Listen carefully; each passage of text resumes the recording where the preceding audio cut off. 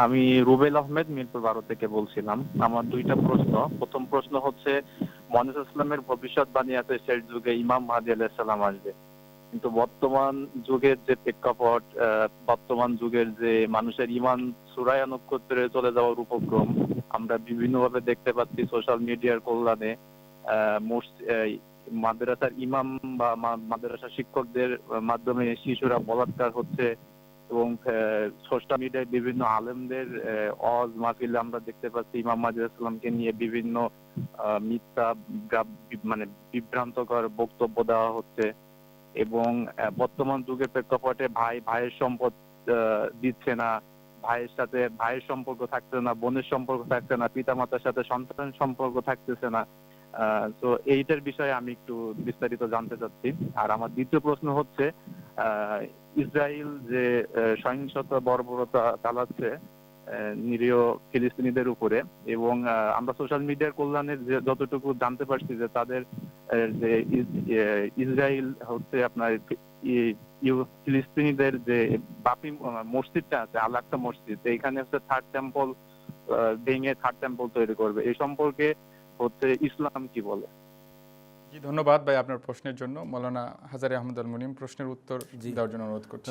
জাযাকুমুল্লাহ। আমি চেষ্টা করছি, কারণ তিনি মোটামুটি বলেই দিয়েছেন যুগের অবস্থা, এই রসাতলে যাওয়া অবস্থা। দেখুন ভাই, ব্যাপারটা হচ্ছে ইমাম মাহদী যখন আসবেন সেই যুগের বিভিন্ন লক্ষণ রাসূলুল্লাহ সাল্লাল্লাহু আলাইহি সাল্লাম পবিত্র হাদিস শরীফে উল্লেখ করেছেন। আর পবিত্র কোরআন শরীফেও ইমাম মাহদীর আগমনের যুগ বা যে কোনো আল্লাহ তাআলার পক্ষ থেকে প্রত্যাদিষ্ট ব্যক্তি সতর্ককারী আসবেন, সেই যুগের কিছু লক্ষণ পবিত্র কোরআন শরীফে বর্ণিত আছে।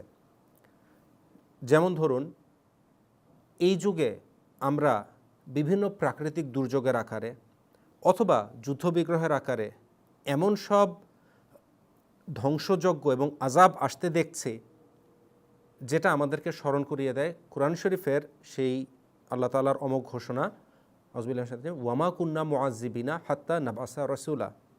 আমরা কোনো রসুল, কোনো সতর্ককারী, কোনো বার্তাবাহককে না পাঠিয়ে আযাব দেই না।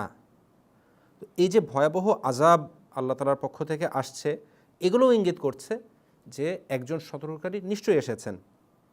সূরা সাফফাতের আয়াতেও রয়েছে, ওয়ালাকাদ দাল্লা ক্বাবলাহুম আকসারুল আউয়ালিন ওয়ালাকাদ আরসালনা ফীহিম মুনজিরিন, যে এর আগেও অধিকাংশ মানুষ যখন পথভ্রষ্ট হয়েছে তখন আমাদের পক্ষ থেকে সতর্ককারী আমরা ওয়ালাকাদ আরসালনা ফীহিম মুনজিরিন, আমরা তাদের কাছে সতর্ককারী পাঠিয়েছি। তো এটা বেসিক বা একদম মৌলিক নিয়ম। আল্লাহ তাআলা নীতি বর্ণনা করে দিচ্ছেন যে কোন সময় আল্লাহ তাআলা সতর্ককারী পাঠান, কোনো একজন ব্যক্তিকে তার পক্ষ থেকে প্রত্যাদিষ্ট করে পাঠান। আর আপনি নিজেই বললেন রাসূলুল্লাহ সাল্লাল্লাহু আলাইহি ওয়াসাল্লামের হাদিসে ভবিষ্যৎবাণী ছিল। রাসূলুল্লাহ সাল্লাল্লাহু আলাইহি ওয়াসাল্লাম বলেছেন যে মানুষের উপর এমন একটা যুগ আসতে যাচ্ছে যখন লা ইয়াবকা মিনাল ইসলামে ইল্লা ইসমুহু, ইসলামের নাম ছাড়ার কিছু বাকি থাকবে না। ওয়ালা ইয়াবকা মিনাল কোরআনে ইল্লা রাসমুহু, কোরআনের প্রচলিত পাঠ ও পঠন এটা ছাড়া এর উপর আমল প্রকৃত অর্থে সেই জিনিসটা থাকবে না। আর আলেম ওলামাদের সেই হাদিসের মধ্যে এটা বলা আছে, মাসাজিদুহুম আমিরাতুন ওয়াহিয়া খারাবু মিনাল হুদা, মসজিদগুলো খুব জৌলুসপূর্ণ হবে, জনবহুলও হবে, কিন্তু হেদায়েত শূন্য হবে, মানুষের মাঝে সেই হেদায়েত থাকবে না। উলামা উ হুম শাররুম মান তাহতা আদিমিস সামা, তাদের আলেমরা, রাসূলুল্লাহ সাল্লাল্লাহু আলাইহি ওয়াসাল্লাম নিজে তার প্রতি আরোপ করেননি, বলেছেন তাদের আলেমরা, উলামা উ হুম, তাদের আলেমরা আকাশের নিচে নিকৃষ্টতম প্রাণী হবে। তো তারা যা করছে, আপনি তো উদাহরণ দিলেন, আমরা আর সেই কথাগুলো নাই উল্লেখ করলাম, আমরা সবাই জানি, আমরা সংবাদপত্র দেখি। তো এরপরেও মানুষ যদি বুদ্ধি না খাটায়, চোখ না খোলে, আমরা কি করতে পারি ভাই? আমরা আমাদের দাওয়াত পৌঁছানোর চেষ্টা করে যেতে পারি, এরপর যদি তারা না শুনেন, এটা তারা তাদের হিসাব দেবেন আল্লাহ তাআলার কাছে, যে এই সব কিছু দেখার পরেও, এই সব কিছু শোনার পরেও তোমরা কেন খুঁজলে না যে আমার পক্ষ থেকে সতর্ককারী কে ছিল।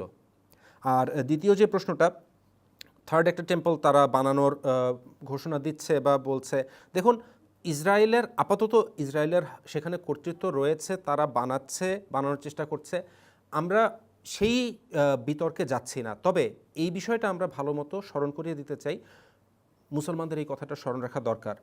মসজিদুল আকসা অবশ্যই একসময় মুসলমানদের কিবলা ছিল, আল্লাহ তাআলার নির্দেশেই ছিল, এবং এরপর আল্লাহ তাআলা রাসূলুল্লাহ সাল্লাল্লাহু আলাইহি ওয়াসাল্লামের আকর্ষণ কিন্তু সবসময় কাবা ঘরের দিকেই ছিল, এবং আল্লাহ তাআলা রাসূলুল্লাহ সাল্লাল্লাহু আলাইহি ওয়াসাল্লামের এই প্রিয় কাবা ঘরের দিকে মুসলমানদের কিবলা নির্ধারণ করে দেন কিয়ামত পর্যন্ত। তো আল আকসা মসজিদ যেটাই ছিল, রসুলুল্লাহ সাল্লাল্লাহু আলাইহি ওয়াসাল্লামের খলিফা হজরত উমর রাদিয়াল্লাহু আনহু যখন সেখানে গিয়েছেন, যখন জেরুজালেম বিজয় করেছে মুসলমানরা, হজরত উমর রাদিয়াল্লাহু আনহু কিন্তু মোটেও সেই মসজিদে গিয়ে নামাজ পড়েননি। তাকে আহ্বান জানানো হয়েছে আপনি আসেন এখানে নামাজ পড়েন, কিন্তু হজরত উমর রাদিয়াল্লাহু আনহু যাননি এই কারণে, কারণ এরা বলবে একটা যুগে এসে বলতো যে আমাদের মসজিদ দখল করে তারা নিজেদের মসজিদ বানিয়েছে। হজরত উমর রাদিয়াল্লাহু আনহু বাইরে এসে একটি ময়লার স্তূপের পাশে সেটাকে আবর্জনার স্তূপকে পরিষ্কার করিয়ে পরবর্তীতে সেখানে মসজিদ নির্মাণ করিয়েছেন। তো এখন তারা তৃতীয় আরেকটা টেম্পল বা উপাসনালয় বানাবে, এটা তাদের ব্যাপার। কিন্তু আমরা উম্মতে মুহাম্মদিয়া হিসেবে এটা নিয়ে আমাদের তাদের সাথে কোনো কনফ্লিক্ট নাই, এটা নিয়ে আমরা কিছু বলতে পারি না। কিন্তু এটা আমরা অবশ্যই বলতে পারি, যেভাবে আল্লাহ তাআলা কোরআন শরীফে উল্লেখ করে রেখেছেন, ওয়ালাকাদ কাতাবনা ফিজ জাবুরে বাদা যিকরে আন্নাল আরদা ইয়ারিসুহা ইবাদিয়া সালেহুন। জবুরে এই উল্লেখ করার পর, স্মরণ করিয়ে দেওয়ার পর আমরা উল্লেখ করে দিয়েছিলাম এই প্রতিশ্রুত ভূমি, আল আরদাস দিয়ে বোঝানো হচ্ছে সেই নির্দিষ্ট প্রতিশ্রুত ভূমি, সার্বিকভাবে সারা পৃথিবীর কথাই বোঝা যায়, কিন্তু এই প্রতিশ্রুত ভূমি, দ্য প্রমিসড ল্যান্ড জেরুজালেম, এটা আল্লাহর নেক বান্দারা লাভ করবেন। উম্মতে মুহাম্মদের যতদিন নেক ছিল, ইবাদে সালেহীন ছিল, ততদিন তাদের কর্তৃত্বে ছিল। যখন তারা যুগের ইমামকে অস্বীকার করার ফলে, ইমাম মাহদিকে অস্বীকার করার ফলে আল্লাহর দৃষ্টিতে সালেহীনদের অন্তর্ভুক্ত থাকেনি আর, তখন তাদের হাতছাড়া হয়েছে। কিন্তু ইনশাআল্লাহ উম্মতে মুহাম্মদিয়া যখন আবার ইমাম মাহদিকে মানবে এবং আল্লাহর প্রকৃত সালে বান্দা যারা রয়েছে তারাই এটার উত্তরাধিকারী হবে, সেই যুগ আসতে যাচ্ছে। আমরা এর উপর দৃঢ় বিশ্বাস রাখি। ধন্যবাদ।